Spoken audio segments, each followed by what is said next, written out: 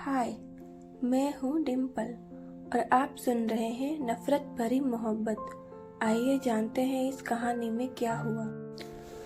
वो अब अलमारी से अपने कपड़े निकालने लगी। शादी पहननी थी क्योंकि पूजा थी। वो अब ड्रेसिंग के सामने जाकर साड़ी पहनने लगी। कुछ देर बाद ही आदि वॉशरूम से आया।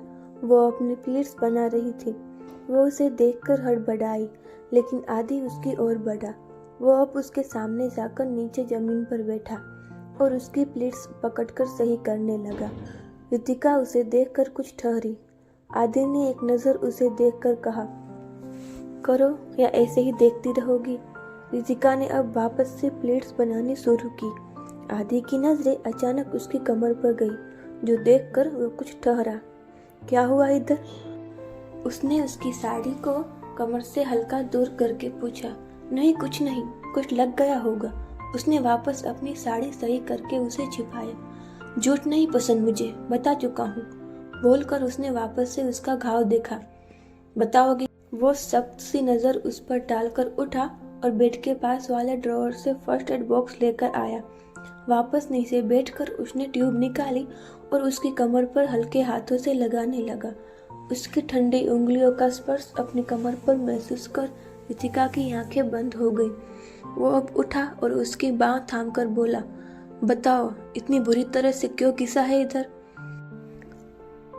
वो गहरी नजरों से उसे देखता हुआ बोला, मुझे छुआ उसने, गंदा लगा। बोलती हुई वो सिसक उठी। उसकी बात सुनकर आदि की भौहें तनी। वो अपनी मुट्ठियां भींचते हुए बोला, कौन? रितिका ने अब नाम में गर्दन हिलाई और उसके सीने से लग गई। आदि के चेहरे पर गंभीरता भरे भाव आए। बताओ, किसने किया? वो एक बार फिर से सख्ती से बोला। रितिका ने नाम में गर्दन हिलाई। वो वैसे ही उसके सीने से लगी रही। आदि की उस पर बहुत गुस्सा आ रहा था। वो कभी उसे कुछ नहीं बजाती थी, फिर भी उसे रोता हुआ महसूस कर उसने उसकी पीठ पर अपना हाथ रखा। Please stop crying. वो उसकी पीठ पर हल्के से हाथ रखकर बोला। तभी कुणाल उन्हें वापस बुलाने आया। भाई, भाभी नीचे। वो कमरे में घुसता हुआ बोला। अगले ही पल वो अपनी आंखों पर हाथ रखकर बोला, नहीं, मैंने कुछ नहीं देखा। वो अचानक ही ऐसा दंदनाया हुआ आया कि वो दोनों ही कुछ हड़बड़ा गए। दोनों ही अब अलग हुए। मैनर्स नहीं है, नॉक करके आते हैं कमरे में। आदि उसे घूरता हुआ बोला। हाँ सॉरी, नीचे पंडित जी आ गए हैं, मॉम बुला रही है, बोलकर वो जल्दी से भाग गया। वो दोनों ही अब नीचे आए। रितिका का चेहरा कुछ मुरझाया हुआ लग रहा था। दोनों अब साथ में ही पूजा में बैठे। आदि का ध्यान पूरा रितिका पर ही था। कुछ देर बाद ही पूजा खत्म हुई। पंडित जी ने दोनों को बड़ों के आशीर्वाद लेने को कहा। दोनों ने अब कल्याणी जी के आशीर्वाद लिए। सदा सुखी रहो, अखंड सौभाग्यवती भव। उन्होंने दोनों के सर पर हाथ रखकर कहा। दोनों ने फिर पंडित जी से आशीर्वाद लिए। कुछ देर बाद आदि ऑफिस चला गया और कुणाल भी कॉलेज के लिए निकल गया। अब कल्याणी जी और रितिका ही घर पर थे। रितिका अब चेंज करके नीचे आई और अपने और कल्याणी जी के लिए चाय बनाकर उनके कमरे में लेकर गई। माँ, अंदर आ जाऊं? वो दरवाजे पर से ही बोली। हाँ बेटा, आओ ना, उन्होंने कहा। वो अब अंदर आई और कल्याणी जी को एक कप पकड़ाकर उनके पास से दूसरा कप लेकर बैठ गई।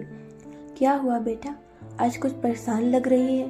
वो बोली तो रितिका ने नाम में गर्दन हिलाई। सुरेखा जी अब कुछ नहीं बोले। इधर आदि अपने केबिन में अपना काम में लगा हुआ था कि तभी उसके केबिन का डोर नॉक हुआ। उसने परमिशन दी तो पियोन अंदर आया। सर, आपके लिए ये आया है। एक एनवलप उसने टेबल पर रखकर कहा और चला गया। आदि ने वो एनवलप उठाया और देखा, टू रितिकास हस्बैंड। ये पढ़ते ही आदि के चेहरे पर अजीब से भाव आए। उसने अब एनवलप खोला। उसमें कुछ फोटोग्राफ्स थे, जो देखकर उसके चेहरे पर हैरानी भरे भाव आए। अगर आपको ये कहानी पसंद आ रही है तो चैनल को लाइक, शेयर और सब्सक्राइब जरूर कीजिए।